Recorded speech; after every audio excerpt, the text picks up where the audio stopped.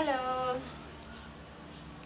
Assalamualaikum warahmatullahi wabarakatuh. Senang sekali pada siang hari ini menemani belajar di rumah, bekerja di rumah, dan beribadah di rumah. Aku mau membagikan suatu buku yang bagus sekali menurutku untuk menangani emosi kita dalam keadaan dunia yang seperti ini. Nah, judul bukunya adalah Mindful Life. Mindful Life. Apa itu mindful life? Mindful itu seperti kita itu harus memusatkan pikiran kita itu untuk hadir utuh di sini dan kini. Kita tidak boleh membayangkan masa lalu yang sudah berlalu dan masa depan yang belum pasti. Nah, kalau kita memikirkan masa depan, kita akan terus merasa cemas. Kenapa orang itu banyak yang stres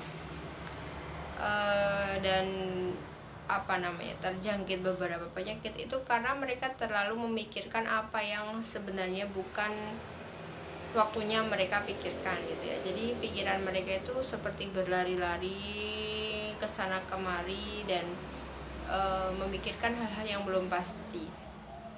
Nah, yang pasti itu apa? Yang pasti itu ya waktu ini, saat ini, dan detik ini. Yang saat ini terjadi itu ya waktu saya berbicara ini adalah saya menyadari kalau saya berbicara di depan video ini ya. Nah, di dalam buku Mindful Life ini cocok sekali dengan kondisi saat ini karena terjadinya virus corona yang menyebabkan kita berhenti dari sejenak dari aktivitas. Sebenarnya ada plus dan minusnya ya. Plusnya itu kita bisa menghemat dana atau uang. Minusnya itu kita mungkin bosan dalam beraktivitas di dalam rumah aja gitu. Nah, tapi dalam buku ini aku mau bagikan tentang bab 1 aja ya.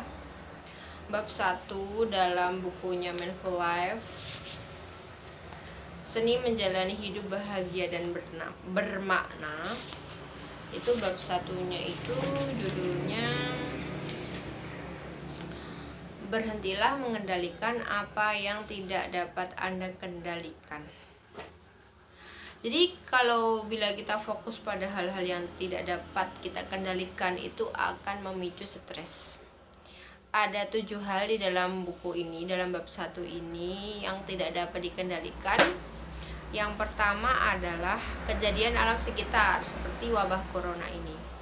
Kita tidak bisa mengendalikan wabah ya, tapi kita bisa mencegah penularannya gitu. Tapi kita tidak bisa mengendalikan wabah corona. Jadi yang di luar kendali kita, dan kita percuma kalau kita marah-marah karena itu di luar kendali kita. Itu adalah pertama adalah kejadian alam sekitar. Terus yang kedua adalah kejadian yang melibatkan pihak lain. Contohnya macet. Itu kan tidak bisa, itu kan di luar kendali kita. Jadi macet itu adalah gejala yang di luar kendali kita. Jadi kalau macet kita marah-marah, itu sebenarnya buang waktu gitu loh, karena itu memang macet gitu.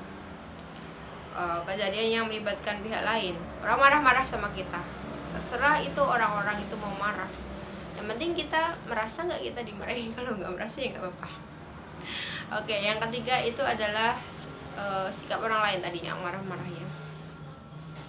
Sikap orang lain itu kita harus berhenti mencemaskan pandangan orang lain seperti bagaimana gitu.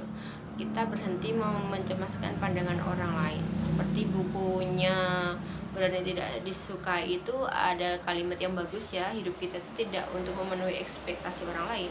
Jadi orang lain mau berbuat apa, bicara apa, itu terserah mereka. Kalau kita dihina itu kan berarti kita merasa, jadi kan kita korbannya.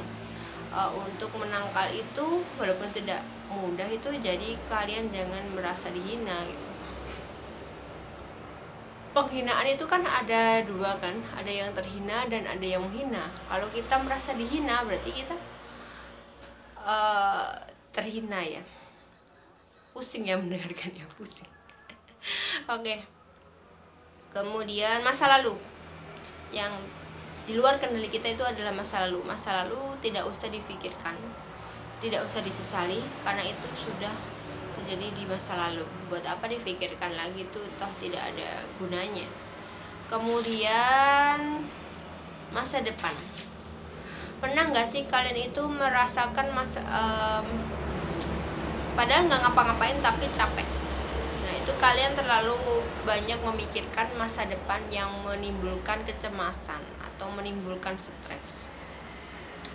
Itu terjadi banyak sekali, bahkan anak-anak muda itu sering mengalami stres terlalu parah karena mereka itu mencemaskan masa depan, itu mencemaskan pandangan orang, mencemaskan pandangan tetangga. Oh kamu kok nggak lulus, kamu kok nggak nikah, kamu kok nggak punya anak, itu mencemaskan sekali. Terus kemudian yang tidak di luar kendali kita itu adalah kesehatan dan umur. Terus hasil yang kita dapat itu juga di luar kendali kita. Kita sudah berusaha, intinya kita sudah berusaha, tapi hasilnya di luar kendali kita. Ya udah gitu. Jadi yang ada di dalam kendali kita pertama adalah persepsi.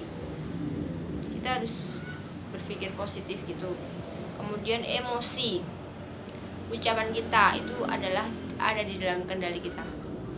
Kita mau ngomong jelek dan buruk, baik dan benar, itu ada di dalam kendali kita. Terus tindakan kita mau baik sama orang, kita mau jelek sama orang, itu ada di dalam kendali kita. Jadi untuk mengurangi stres, kita jangan terlalu banyak memikirkan masa depan dan menyesali masa lalu. Kemudian jangan suka memikirkan pendapat orang tentang diri kita. Tidak semua orang senang sama kita, tidak semua orang benci sama kita kan, tapi kita itu mending apa adanya gitu aja. Oke, semoga bermanfaat ya. Dan jaga kesehatan, jaga keluarga di dalam keadaan dunia yang sedang berkecamuk virus di mana-mana. Thank you.